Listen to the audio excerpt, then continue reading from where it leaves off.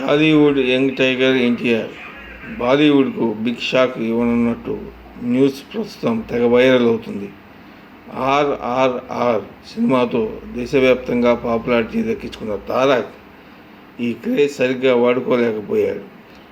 RRR release అయిన వెంటనే cinema చేయకుండా లేట్ చేస్తూ వచ్చాడు. ఈ క్రమంలోనే మెల్లమెల్లగా క్రేజ్ కూడా తగ్గుతూ వచ్చింది. ఈలోగా ఐకాన్ స్టార్ పుష్ప 2తో నార్త్ ఇండియాలో సైతం జెండా స్ట్రాంగ్గా పాతేశాడు. భారీ క్రేజ్ని దక్కించుకున్నాడు. దీంతో తారక్ రేసులో మరింత వెనకబడిపోయాడు.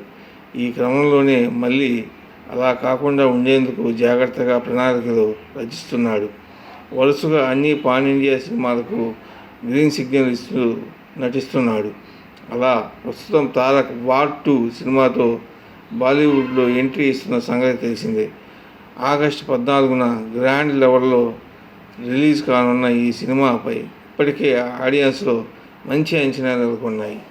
ఇక దీనికంటే ముందు దేవరాని 2 భాగాలుగా కాకుండా మొత్తం ఒకే కథగా సినిమా తీసి ఉంటే ఖచ్చితంగా మార్కెట్ పెరిగేది.